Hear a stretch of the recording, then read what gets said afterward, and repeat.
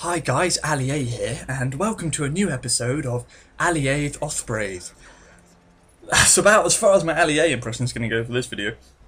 This is the video I said I would post in my last video that involved a big YouTuber, and for the more sharp-eyed of you, you may have realised this is Modern Warfare 3, there he is. And this was way back, it's about 6 months after Modern Warfare 3 came out, kind of in the half-life of its general lifespan of a COD game. And I hadn't started posting on YouTube.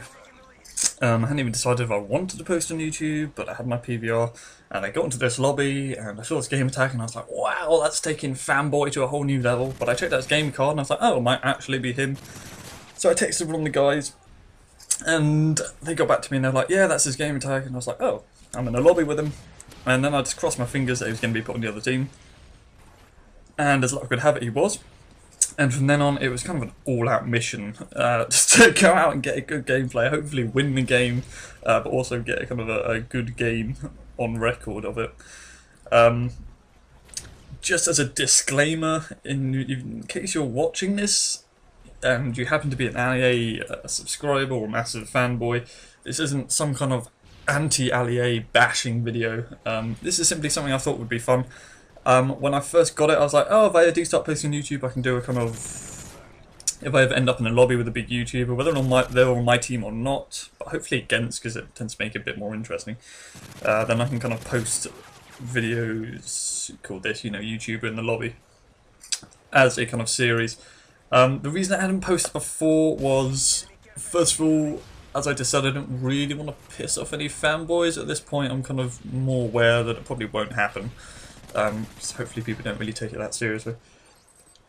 And second of all, I wasn't really sure if I'd ever encounter another big YouTuber on COD. Aside from the fact that I don't really recognise that many gamer tags, there aren't a lot of big UK COD players anymore. I know people like Syndicate play COD, but he tends to play a lot of other different stuff right now, and they're kind of outnumbered by the amount of American players, and there's enough people playing Call of Duty now that the servers manage to segregate kind of European and American players, which is a good thing for the sake of connection. Whenever I play on an American server with the American people on my friend list, then you just kind of have to accept that you're going to get a 3-bar and your connection's going to be pretty trash. So that kind of aspect is a good thing, but it does mean I'm probably not going to encounter that many, so this may be the first and last episode. But I thought it would be quite fun to play anyway. As I said earlier about fanboys, I'm all for people. If people want to be fanboys of YouTubers and Call of Duty players, then go ahead. But I would kind of assume if you're a fan of someone on YouTube, it's generally because they've done something that you find quite appealing, as their kind of individualism. And I think if you go as far as changing your gamer tag to something aspiring to another YouTuber, then you're kind of falling into the hands of irony in that you're kind of making yourself a bit of a carbon copy, and no one really likes that. And I do see that occasionally with other people, and it just seems a bit weird to me.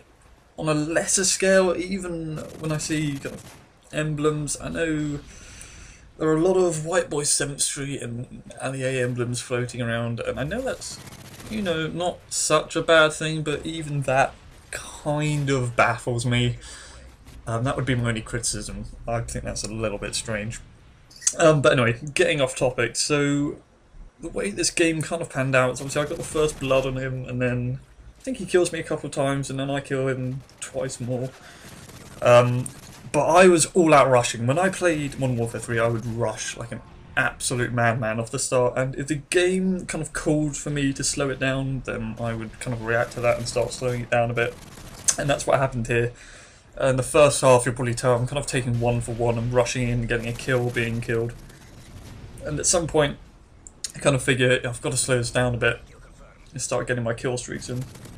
And this map especially was interesting because the way it would generally go is one team would take the middle, which was, I guess, map control, and the middle bit being kind of around the end of the pipe in the inside sheltered area. And then they would defend against the other team, who would alternate between spawns of that long open corridor and that small kind of back room. I think this is him again here. Yep. No Osprey for you. And then they would alternate between that kind of small back room and the long corridor, and what I would generally try and do is I didn't like staying in the middle because I found it a bit boring, a bit precarious, and it would get grenaded to absolute hell. So I would run around the outside, and if my team were holding the middle, then running around the outside would allow you to constantly flank the other team off their spawn, which was fun. Or if the enemy had the middle, then you would just constantly run around to the entrance into the middle that they weren't expecting. So if your team were spawning on the literal kind of back room, then you could start shooting down the long corridor and vice versa.